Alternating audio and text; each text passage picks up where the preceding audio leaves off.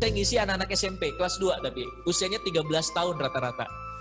Nah, habis saya ngisi training motivasi ke anak SMP, terus saya kan pulang.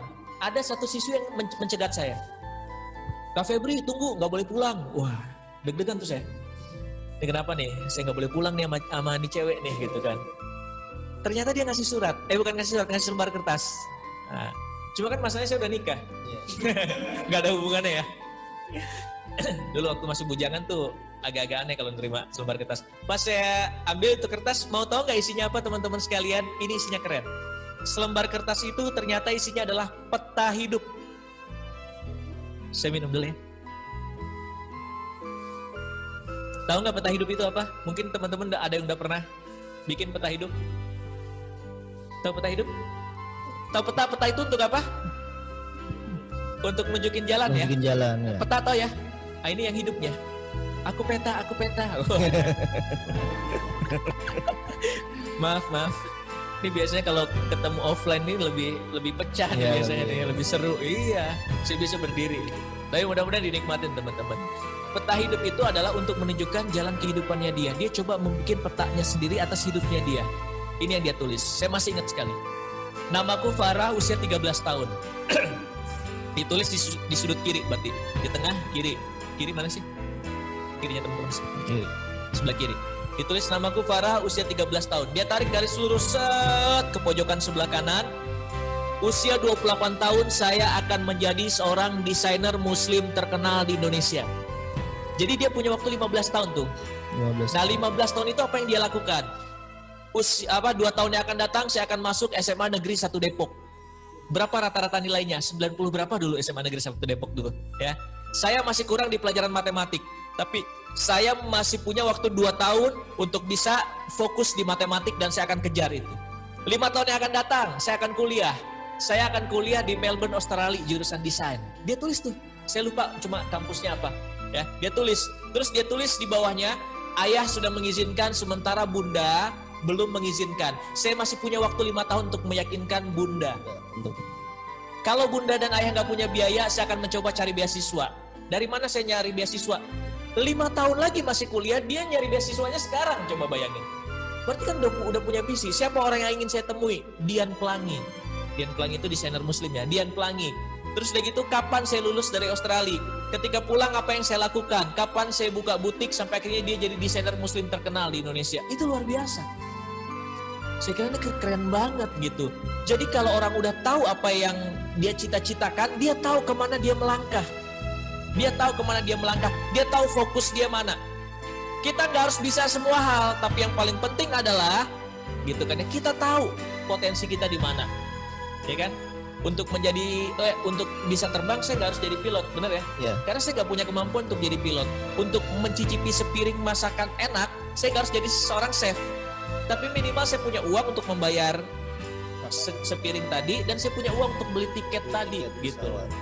Nah, saya tahu kalau saya tuh senang sekali untuk berbicara di depan umum, memberikan inspirasi. Maka biarkan profesi saya sebagai inspirator inilah yang bisa membayar tadi tiket pesawat tadi dan yang lain-lain gitu. Fokus dengan apa yang kita bisa ya. Makanya punya tujuan jelas dalam kehidupan ini. Ini Farah keren banget. Saya lupa udah lama nggak ketemu nih, udah sekitar 5 tahun. Mudah-mudahan sih, berarti sekarang kuliah. Nah, mudah-mudahan keterima di kampus yang dia cita-citakan. Amin, insyaallah ya. Gitu kan.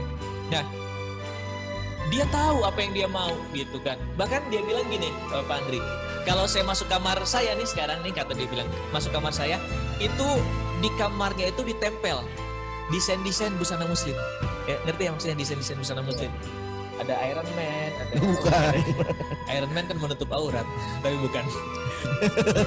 Biasanya desain-desain yang ditempel itu katanya si karya-karya Mbak Dian Pelangi gitu kan ya. Dan dia bahkan dia kasih buku diary-nya ke saya, di diary-nya tersebut ada gambar ini, ada gambar desain ya. Dia. Nah, dia udah ngedesain. Saya bilang ini keren banget. Kenapa harus usia 28? Saya bilang. Coba dicacah lagi, mudah-mudahan di usia 25 udah bisa jadi desainer muslim terkenal, saya bilang. Keren kan? Muhammad Al-Fatih. Dia berhasil menaklukkan Konstantinopel di usia muda. Ada yang bilang 21, ada yang bilang 23. ya kan? Tapi sebelum 25 dia udah berhasil menaklukkan Konstantinopel. Seorang pemuda masih belia berhasil menaklukkan Konstantinopel, yang itu adalah cita-cita Rasulullah 8 abad sebelumnya. 8 abad sebelumnya Rasul pernah mengatakan sebaik-baiknya panglima perang adalah panglima perang yang memimpin peperangan ketika menaklukkan Konstantinopel. Muhammad Al-Fatih berhasil menaklukkan di usia muda. Itu luar biasa. Dari usia 16 tahun dia mencoba memimpin ekspedisi penaklukan, selalu gagal. Tapi kenapa akhirnya berhasil? Itu tadi karena dia yakin sama Allah dan karena dia memiliki tumuhat, ambisi besar untuk menaklukkan Konstantinopel. Nah, Muhammad Al-Fatih itu memiliki cita-cita untuk menaklukkan Konstantinopel bukan ketika dia udah dewasa, bukan, tapi justru ketika masih belia. Sebelum 10 tahun. Nah, jadi dia pernah berdiri di atas bukit dan dia pandang itu istana Bizantium dan dia terngiang-ngiang apa yang dikatakan Rasul, ya kan? Dia selalu disampaikan tuh oleh gurunya yang bernama Syekh Samsudin, gitu kan ya, tentang perang Khandak tadi, dan ada kata-kata Rasul yang tadi saya sebutkan. Nah, dia mengatakan suatu saat nanti ya Allah izinkan saya akan menaklukkan istana Bizantium ini. Istana Bizantium ini. Usianya waktu itu masih muda. Masih muda. Tapi tahu apa yang terjadi? Usia 13 tahun dia sudah menguasai 5 bahasa. Dia serius dengan cita-citanya. Bahkan tadi kalau Farah buka pintu itu ada apa? Desain-desain. Ada desain-desain muslim. Kalau Muhammad Al-Fatih buka pintu itu sudah ada maket Konstantinopel. Nah, ini misalnya mejanya. Ini istananya. Itu udah maket. Di temboknya itu terpampang peta Konstantinopel. Dia serius dengan cita-citanya. Farah tadi buka pintu ada desain. Muhammad Al-Fatih buka pintu ada maket Konstantinopel. Teman-teman cita-citanya apa? Jadi dokter, buka pintu itu ada alat kedokteran gitu kan ya. Wah, ada teleskop, jarum suntik, mayat gitu. Wah, itu luar biasa. Membuat diotopsi gitu kan. Siapa tahu mau jadi dokter bedah gitu kan ya. Nah, jadi apa ya? Hal tersebut akan mendekatkan kita kepada cita-cita. Tapi jangan lupa apapun cita-cita kita, bagaimanapun juga, yang paling penting bagi kita adalah kita punya peran dalam peradaban nanti ya. Jadi dokter bukan cuma sekedar kekayaan yang kita dapatkan, tapi kita punya manfaat banyak untuk orang lain. Karena memang tugas kita itu dari Allah Subhanahu wa taala. Khalifatul fil ard gitu kan ya. Bagaimana kita menjadi itu semua. Tapi sekarang ini banyak nih anak-anak muda sekarang cita-citanya itu jadi YouTuber, jadi gamers kayak gitu. Saya bilang jadi YouTuber itu nggak apa-apa, tapi ingat setiap kali konten yang kita upload itu akan dilihat oleh orang, dan ketika itu jadi inspirasi buat banyak orang, inspirasi kebaikan, kita akan dapat pahala. Bisa jadi konten YouTube kita besok akan ditayangkan oleh Allah di akhirat.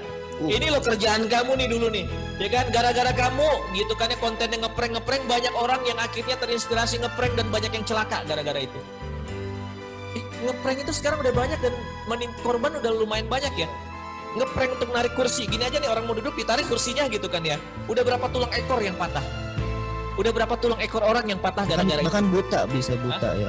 Bisa buta soalnya bisa itu. Tulang belakang. Dan itu kejadian nyata, beberapa orang tulang ekornya udah patah. Ada lagi kemarin yang ngeprank anak ulang tahun, ada seorang anak ulang tahun dikasih minuman sama temennya, dan minuman itu diisi dengan sabun WC. Bukan sabun lantainya, tapi yang buat ngebersihin kerak WC. Ya kayak Porstek gitu. Itu kan keras ya. Dia minum itu, esofagusnya hancur. 1 minggu dia nggak bisa masuk apapun dari sini, cairan. Itu luar biasa. Ada yang ngeprank ulang tahun diceburin ke, yang di Jakarta itu diceburin ke banjir, 2 orang meninggal. Ingat nggak? Nah, itu kan akan dipertanggungjawabkan oleh Allah Subhanahu wa taala. Saya bilang nggak apa-apa jadi YouTuber, tapi lihat dulu tadi, kenapa kita harus ini Kak? Ngelihat memang kita bakat kita di sana. Jangan-jangan itu cuma sekedar minat karena lagi tenar sekarang. Kan jadi YouTuber kan nggak cuma sekedar megang handphone, bikin vlog, selesai gitu kan ya. Nyari subscriber tuh lumayan gitu. Nggak cuma sekedar yang kita lihat sekarang tuh, ngangkat handphone, siap, selesai gitu kan. Nggak cuma sekedar itu jadi YouTuber itu ya. Apapun itu yang teman-teman cita-citakan, tapi pastikan Allah ridho dengan apa yang kita cita-citakan. Itu yang paling penting, ya kan? Dan Allah nggak nyuruh kita untuk kaya sebenarnya, tapi bermanfaat tadi. Kaya apa enggak itu rezeki udah tergantung dari Allah Subhanahu wa taala. Tapi insya Allah rezeki itu sejalan dengan kontribusi kita.